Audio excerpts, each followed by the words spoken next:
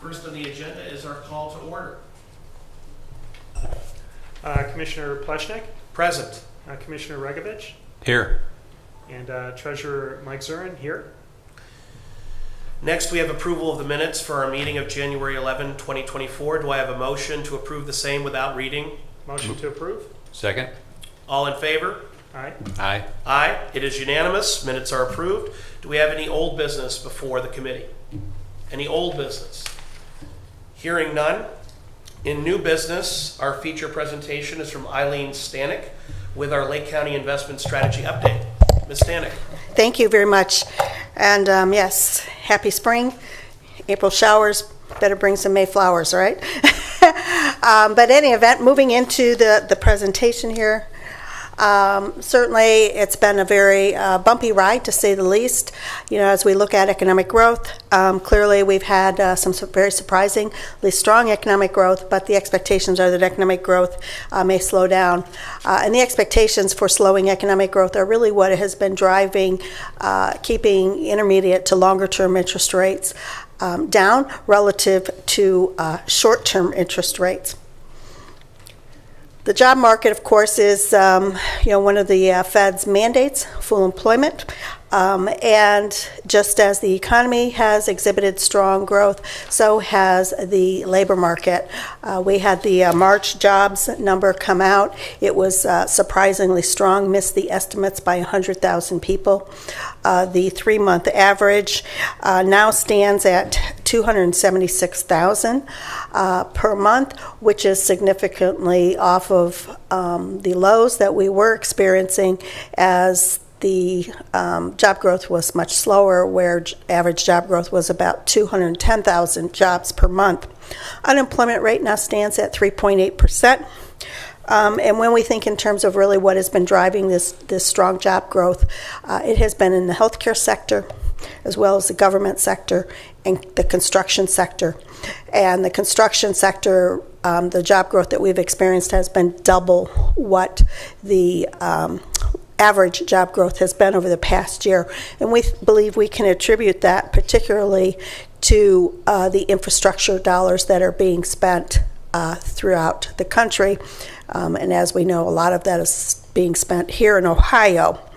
Job openings are down from their peak of where they were back in a year ago, March of 2022. We had open jobs of 12.2 million.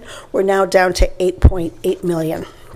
So certainly those jobs are being filled, and we've seen that through the job growth.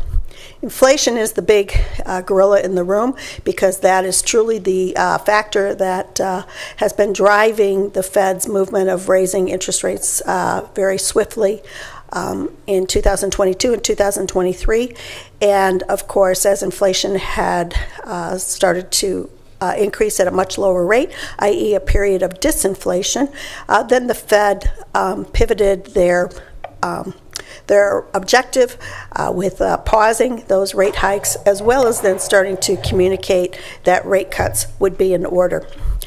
So inflation, of course, as we can see here, peaked, and this is looking at the PCE measure, which is the Fed's preferred measure, peaked at 7.1%, the core number at 5.6%. Last read, we were at, on the core at 2.8%. So clearly approaching the Fed's target of 2%, but the other component that is also disrupting the market of late was the consumer price read yesterday, which came in on a year-over-year basis with inflation at 3.5% and excluding food and energy at 3.8%. When we dive into the details of those inflation numbers, the component that's attributable to shelter, so meaning housing, and there's a very complicated formula that goes into play that's taken into consideration as they measure that cost of housing. That has accounted for 60% of the increase in inflation. So clearly the inflation is not necessarily broad-based. It's very much focused on the housing component, and then interestingly enough, another component is the price of car insurance. So there's been a little bit of catch-up there with the insurance companies on their rates, unfortunately. But when we look at what does this all mean for the Fed, Coming into really the end of the month, last month, the expectations were that the Fed would cut rates 3 times in 2024. The strong job numbers in conjunction with inflation not,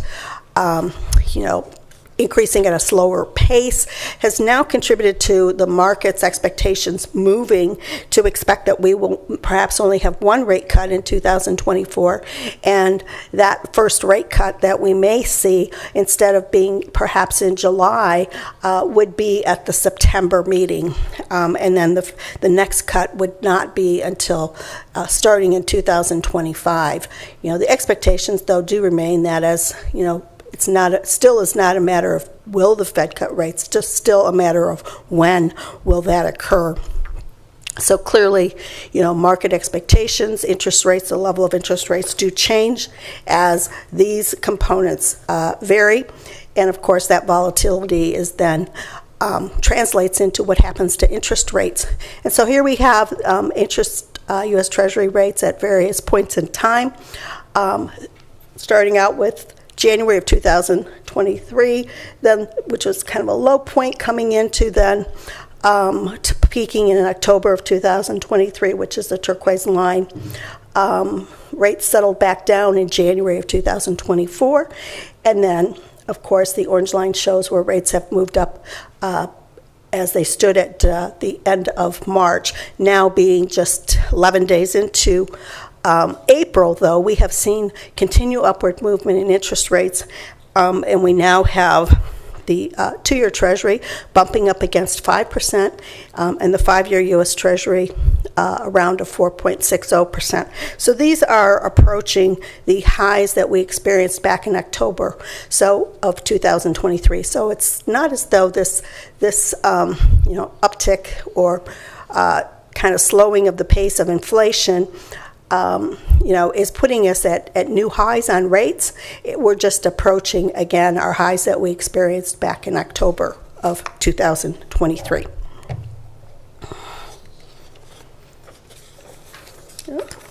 Okay, so looking at the county's investment portfolio here, at the end of March, cash versus securities. Of course, cash, this includes the engineers' monies of about a little over $40 million, as well as the fact that includes significant dollars related to tax collections. The securities portion was just under $250 million. Weighted average maturities at 2.38 years with a yield of 3.01%. That has picked up from where it was at the end of December. We were below 3% yield on the portfolio. So as we have had funds available for reinvestment, and we've reinvested them out in that 4 to 5 year area, as we had discussed, at rates exceeding 4%, that is accretive to the overall portfolio yield. This quarter, we do have about 5% of the portfolio maturing. And so again, our expectations would be that we would continue to build out that longer term portion of the portfolio, thereby locking in income, providing some more budget stability for the county. Our objective would be to have about 40% of the total dollars locked in beyond 3 years. Today, we are at 38%, so we certainly have some room to continue to build that. And of course, as time passes, what is maturing in a 3 to 4 year bucket rolls down in a 2 to 3 year bucket. So that frees up some space. But as we can see with those yields on the per buckets, those, of course, have been growing, and the dollars that we have maturing in the 4 to 5 year area, we have locked in excess of 4%. And I'd like to make a few comments. Sure. I'd like to thank Meter and Ms. Eileen Stanek, and also the investment committee, Commissioner Pleshnik and Commissioner Regovich, for all the hard work on the investment portfolio. There's been quite a few changes that have happened over the last couple of years.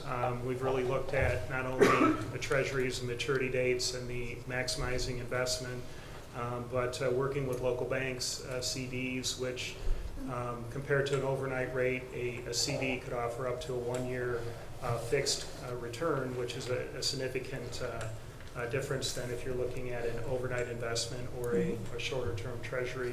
And we have also incorporated a lot of corporate bonds. And corporate bonds probably pay a good 0.5% higher than a treasury. So it's a significant increase.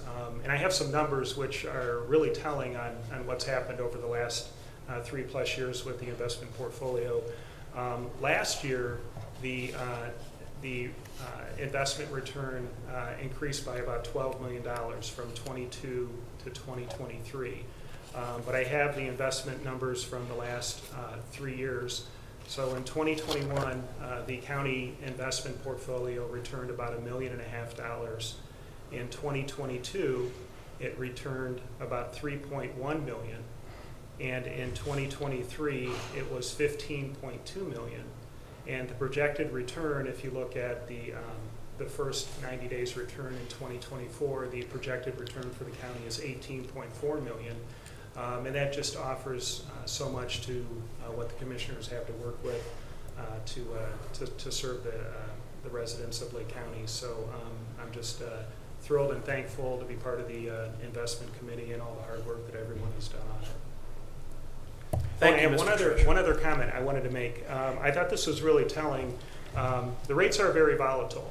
So I took a look at overnight investment returns for the county, and Star Ohio is the portfolio that we put our investments in for an overnight return.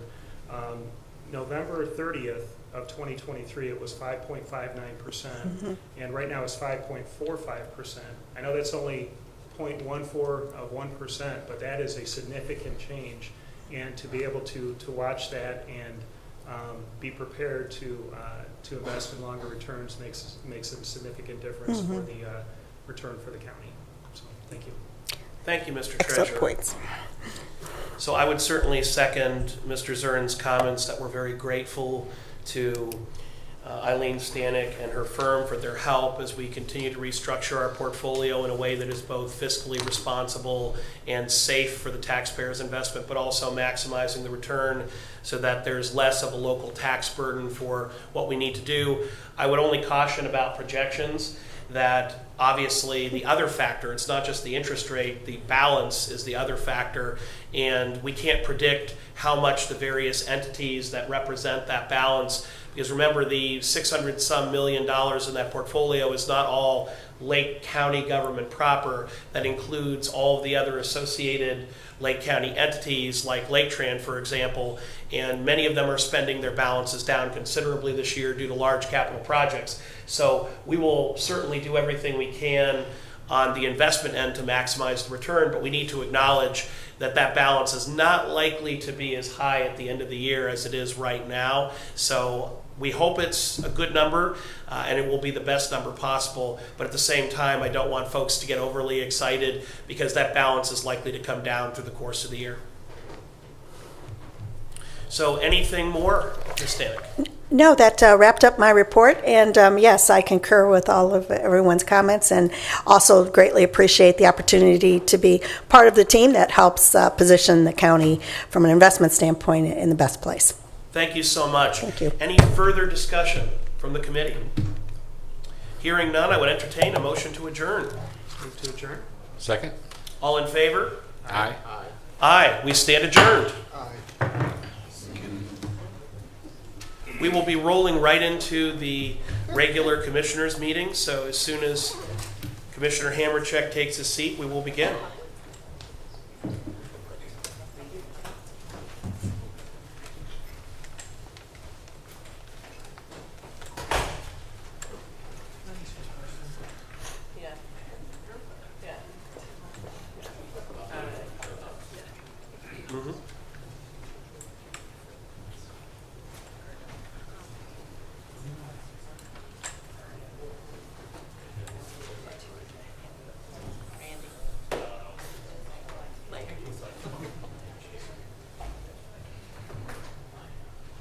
Morning.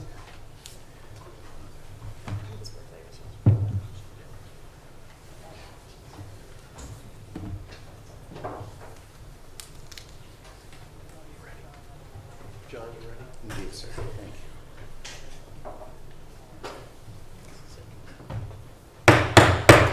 Calling to order the 15th regular meeting of the Board of Lake County Commissioners. Please rise for the Pledge of Allegiance. I pledge allegiance to the flag of the United States of America and to the republic for which it stands, one nation under God, indivisible, with liberty and justice for all. Dear God, please bless our meeting today. May our discussions be fruitful, our decisions wise, and our community strong. Amen. Amen. Amen. Madam Clerk, roll call, please. Commissioner Hammercheck. Here. Commissioner Regovich. Here. Commissioner Plechnik. Present. We have our regular meeting minutes of March 7, March 14, March 21st, and March 28, 2024. Do I have a motion to approve without reading the same? Move to approve. Second. Any discussion? Hearing none, Madam Clerk?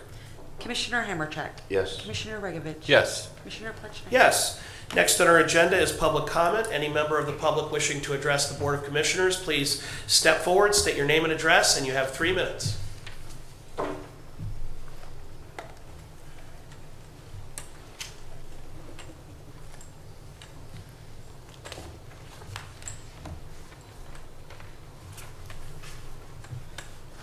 Gilda Spencer, 5580 Ford Road, Madison, Ohio. Good morning. I just came to remind you of the things that I don't have. When I pull out of my driveway, it becomes ever so apparent to me we still have no school buses. It sounds like maybe the bridge will be fixed in October or November, which puts us at the 3rd year of no busing. We still have limited police protection, and I did talk to the sheriff, and he explained to me why they don't come out there unless it's an absolute emergency. And I understand that, and I appreciate him taking his time. It still takes EMS at least 20 minutes longer to get to us, because if they're coming from Madison, they've got to go all the way through Perry and all the way through Leroy and back up to Madison. Which then brings me to our coup d'etat. We have the things that we lost in that was we now have no engineers that are invited to the meeting. Their services weren't needed.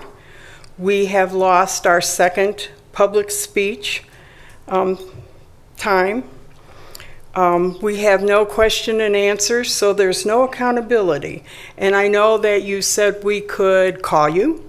Okay. But that's off the record. So it's kind of immaterial and not to the point. And then I saw an article from Mr. Beveridge that he said that he would like to get to the bottom of our roads and bridges and the issues that we have.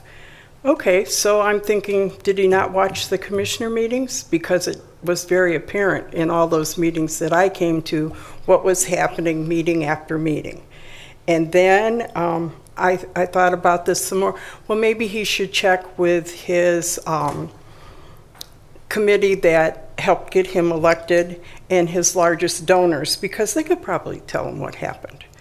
And then we have articles from the Little Tribune by Gabriel McVeigh, and very interesting, and he won 2nd place in the state for his series.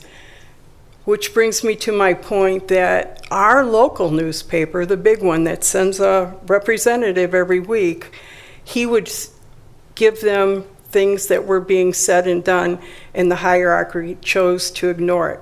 So that's how that paper went. So, but thank you. Thank you. Anyone else for public portion? Sir.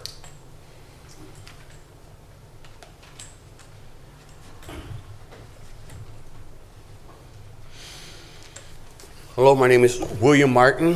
Live at 299 Hickory Lane in Painesville, Ohio. Just moved back into town due to the death of my cousin, Thomas Finley, who was killed at the landfill. Our family is still seeking a lot of questions, a lot of information about the accident that occurred out there. And some of the questions are, what's the name of the company that the driver was involved with? We don't know whether or not the individual was given a drug or alcohol test after the accident. We wanted to know if there's a policy on how close a truck can park next to another truck at the landfill. I mean, because the landfill is vast. There's no reason for a truck to have come that close to have killed my cousin. You know, my cousin was a father of 4, and he was a caretaker for my father, who's a 20-year veteran in the United States Army, who is currently blind, 88 years old, and was left to fend for himself after the death of my cousin. Nobody from the county or anybody went to check on my father to make sure anything was okay with him. I quit my job in Lake Charles, Louisiana, and moved back up here to take care of my family because it seems like nobody here was doing the job here. I was curious of how long it took for the emergency response to get to him, how long it took before anybody at the landfill even was aware that something had happened to my cousin. We want to know, is there a reason why the county didn't reach out to our family? We want to know how long the information gathering is going to take place. And we want to know if any changes have happened at the landfill to make sure that this type of thing doesn't happen to anybody else. I've been to the landfill. I'm aware of how large it is. I don't know why another truck would need to pull that close to my cousin's truck for him to be ran over and killed at the time. We're looking for answers, and we're not hearing anything from anybody. And I'm here on behalf of his son, Thomas Francis Finley III, my father, Ronald E. Martin, who resides at 299 Hickory Lane. And I just want these questions on the record so that people know that we are trying to get to the bottom of what happened, and we hope that you guys are trying to get to the bottom of what happened as well. Thank you. Thank you. Anyone else for public portion?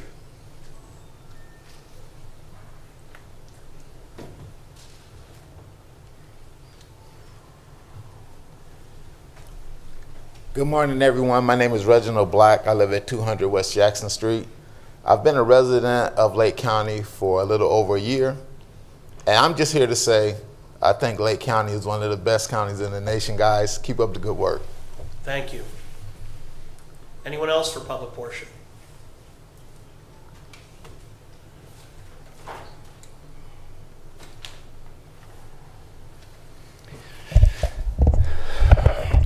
Brian Massey, 8196 Rainbow Drive, on behalf of Lobbyists for Citizens. We have been following the meetings taking place in Columbus regarding the property tax issues. We'd like to thank Representative Dan Troy for highlighting problems that we did not recognize. The abuse of emergency levies by certain school districts is causing problems for taxpayers. State revenue reductions have contributed to property tax problems by shifting expenses for services like children's services and developmental disability to the local property tax. And quoting Representative Troy, in many cases, what used to be 75% funded by the state is now being 80% funded by property taxes in some of these areas. When coupled with the drop in local government funding by former Governor Kasich, the state has balanced their budget on the backs of local citizens. On a separate issue, citizens have complained to Lobbyists for Citizens that the ad hoc committee formed to review the local government fund distribution has not permitted them to see their elected officials in action, and they believe that it is in violation of the Open Meetings Act. Another subject is Auburn Career Center continues to waste taxpayers' funds by filing yet another lawsuit against the teachers union, CATA. We will continue to monitor this for the citizens of Lake County. Unfortunately, the Ohio Revised Code has permitted taxation without representation. The only board member representing Lake County school districts is the representative from the Fairport Harbor School District. So taxpayers in the Riverside School District get assessed property taxes without representation on the board. Quite frankly, no elected official believes their role is to protect the financial interest of taxpayers by speaking out on this issue. And the final item is we can still contend that the 20 mil floor legislation is a violation of the Ohio Constitution by creating a de facto inside millage. Any tax that, if unpaid, causes a citizen to become homeless is immoral. Thank you. Thank you. Anyone else for public portion? Bishop.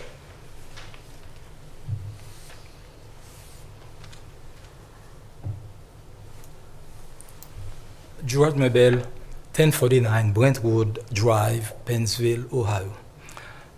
I feel good standing here today because Monday was a very special day to me personally and to this great community that I serve, that I love, and that the Almighty God bestowed upon me to live on so far now for 40 years. My mother said to me that when she was 4 years old, she get up, her father, her mother, and they drank coffee and cassava. And it was around 8, 9 o'clock, and then 10, blackness, dark. It was an eclipse.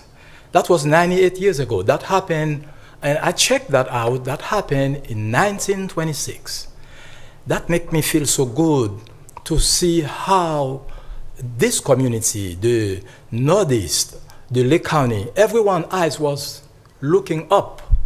And I'm not surprised because right here, every single day, I like to sit here. I like to come here. And I'm so glad that you're inviting me because I live here and I go everywhere but never come here. But I'm so pleased to come here. That what happened Monday surely shows with God, all things are possible. Thank you. Thank you. Anyone else for public portion?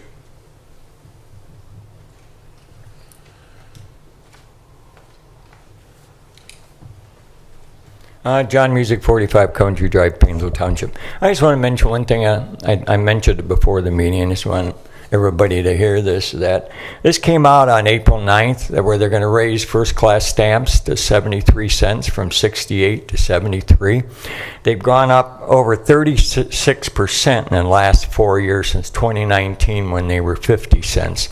And they come out and they said most people still pay their bills via mailing them in. And as we know, over in Willowick had a problem at their post office, and I've got a couple alarms for a couple of my banks now saying you got to be careful with your checking account, keep an eye on this.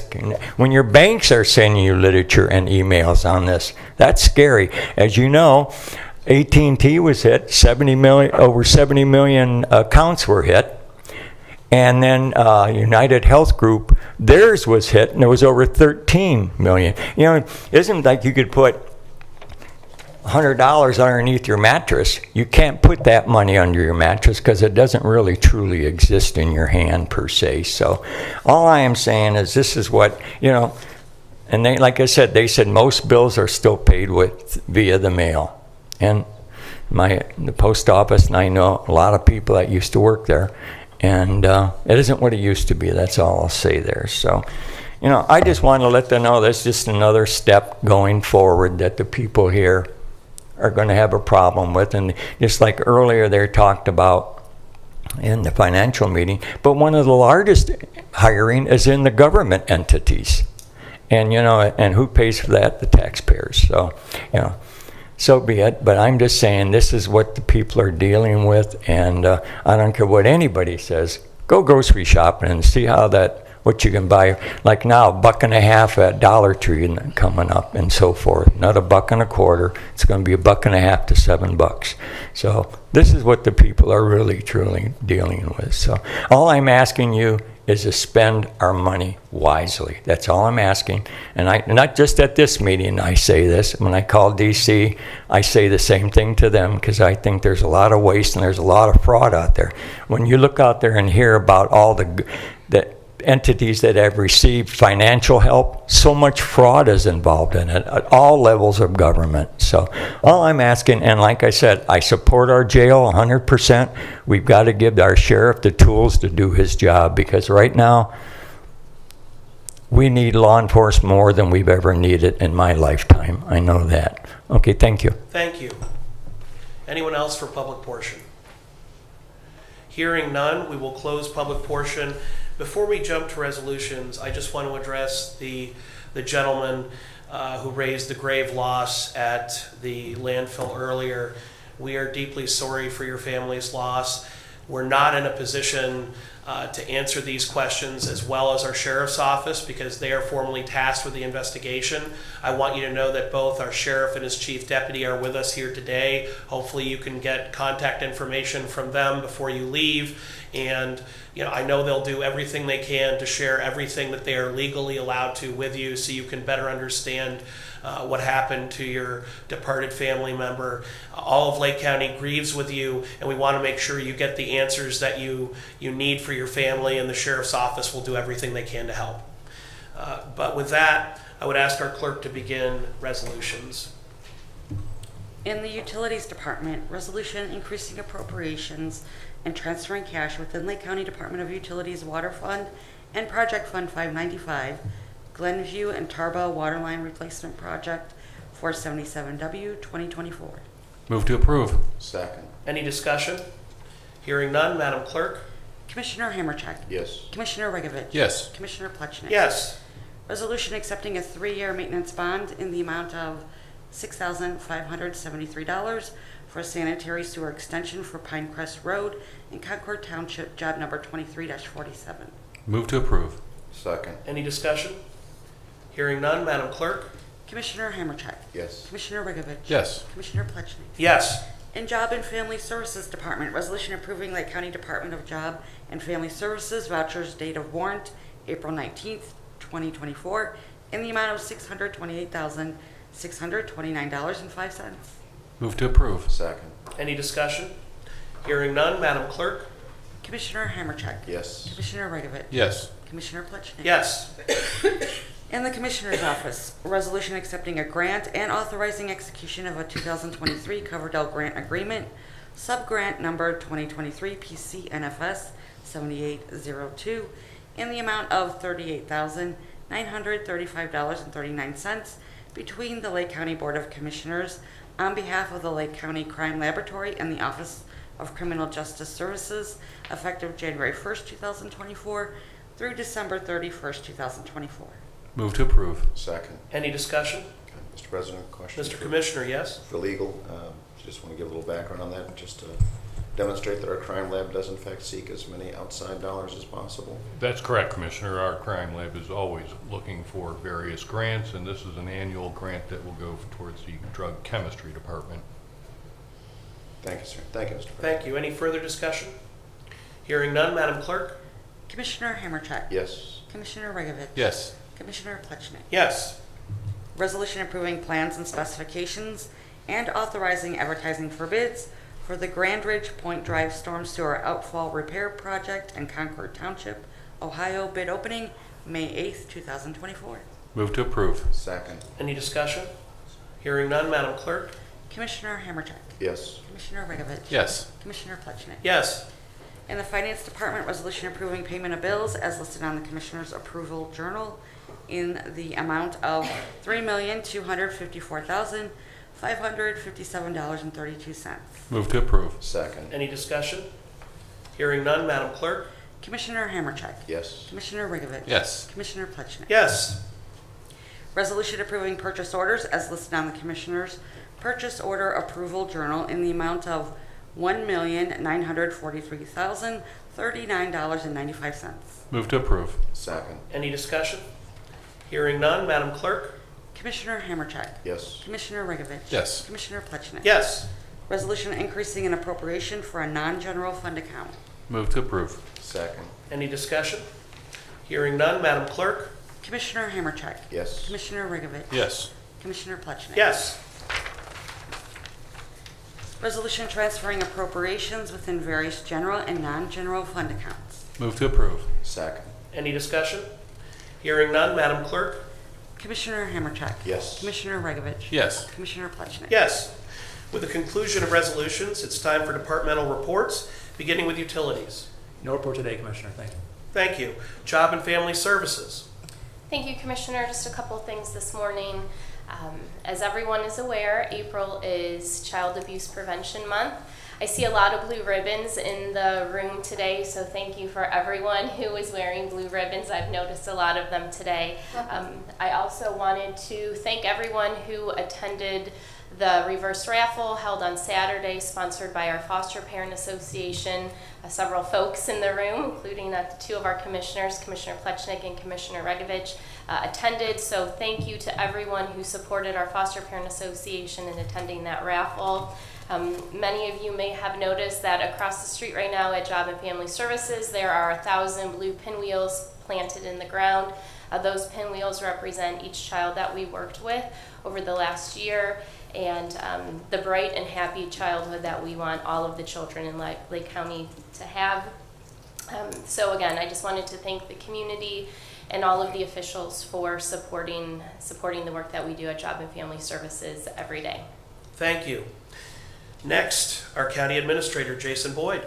Thank you, Commissioner. Just a brief update on the planning and design process for the Lake County Public Safety Center.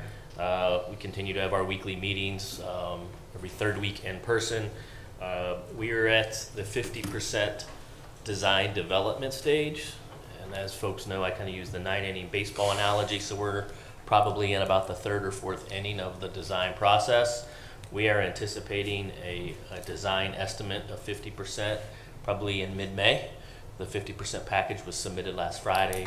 Now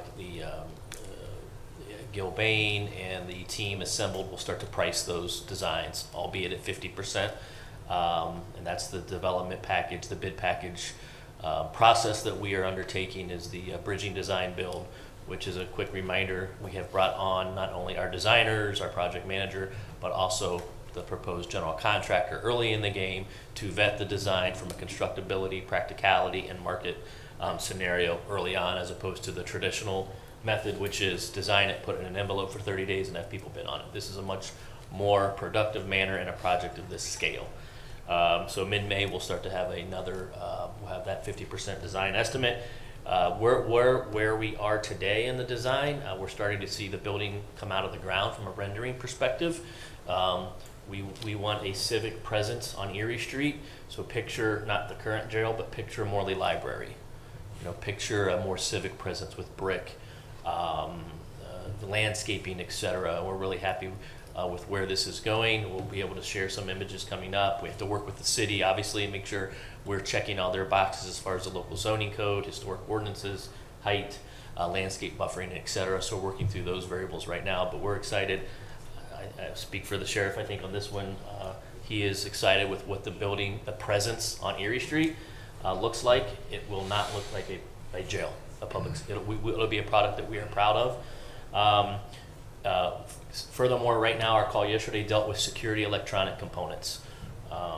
This building will have approximately 506 cells, medical wings, kitchen, etc. And that there is a lot of movement of people through that building, so access control, security cameras, you name it. We've spent a considerable amount of time on making sure that we get that right. The use of the technology will help us achieve our ultimate goal, if you recall from years ago, which is a staff neutral proposition from the onset. So security electronics is a big focus for us right now. So we'll continue down this path. We are hitting all our marks. I have funding requests in both Columbus and DC to help offset the cost to the county. Had a couple follow-up calls with staff members as late as this morning before this meeting, and I'm getting some, at least in Jason's world, some positive inner vibes on. Hopefully, we'll get some resources to help with this project. So happy to answer any questions. Any questions for our county administrator? Hearing none, Madam Clerk. Yes, the next commissioners meeting is scheduled for next Thursday, April 18th at 10 a.m. Thank you. And legal. No reports, Commissioner. Very good. Any old business to come before the commission? Any old business? Hearing none, any new business? Mr. President, Mr. Commissioner. I'd like to just thank EMA and the Sheriff's Department for Monday. We didn't know what to expect with the eclipse. I agree with Bishop Maribel. It was simply amazing. I got to witness something that I thought would be just, okay, I saw it, but I walked to the lakefront. There were hundreds of people there in Willowick. And when it happened, it got super quiet, and everybody started clapping and rejoicing. So I know there was a lot of community events, I think, that helped in that, that people could spread out. So I think EMA was shut down by like 6 o'clock or so, I think, Jason. Yeah, And, even all hands were on deck, and I appreciate their time in doing that, and everything was safe, and everybody went home well. So, if I may add, Commissioner Plechnik, to Commissioner Regovich's point, thank you for reminding me of that. I had a note right here in my paper, and I clearly ignored it. Director Busher has a emergency planning committee meeting regularly scheduled today, so he couldn't be here. But yeah, I think, Commissioners, we met probably a year ago in the back conference room just brainstorming on what this is going to look like, and fast forward 365 days, I think the county performed exceedingly well. Joe did have the EMA, Joe Busher, Director Busher, the EMA was staffed up. I was ill on Monday, but thanks to Matt Armand and Summer for sitting in the public information office in the event we needed to push out any media stuff. I know Joe had reps from ODNR, Highway Patrol, you name it, on site. It wasn't as fully activated as we would do for a Perry drill, for example, but we had all the assets there. I know dispatch was fully staffed under Sheriff Leon Bruno, Captain Backnicky. I joined virtually a few status calls with the state of Ohio and the county throughout that day, and fortunately we did not have to do a lot, which is good news in the EMA world. So kudos to all those folks involved. I know Joe sent some folks home around 4:30. He stayed until 6 o'clock to participate on the state of Ohio 6 p.m. Rep call, and then he officially shut down the EMA around 6 o'clock, and it was a good day. So thank you. Any further new business? I believe that our county auditor would like to say a few words.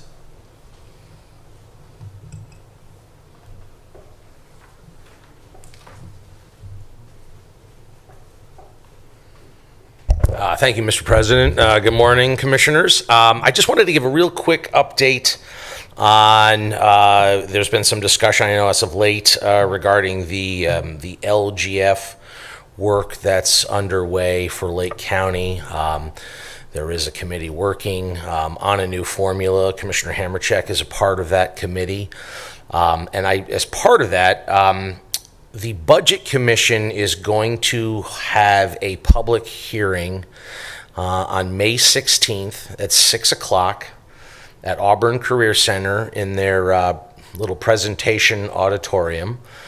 And we are required, based on last year's budget, to have the Budget Commission is required to hold a public hearing at least once every 5 years to discuss alternative formula for counties that are on an alternative formula.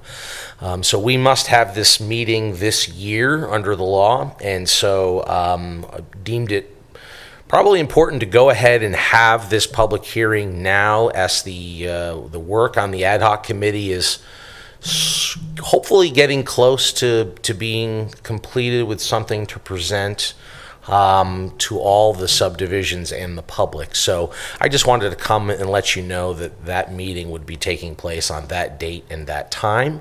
And we'll be making public notice, probably next week to our friends at the Fourth Estate, so that everyone is aware of it within the public. But just wanted to give the commissioners a heads up on that first. So that's it. Thank you. Thank you. Any further new business? Hearing none, I would entertain a motion to adjourn into executive session to discuss real estate acquisition. No business will take place after this session. Does anyone have such a motion? I'll make the motion. Second, sir. Any discussion? Hearing none, Madam Clerk? Commissioner Hamercheck. Yes. Commissioner Regovic. Yes. Commissioner Plechnik. Yes. We stand adjourned.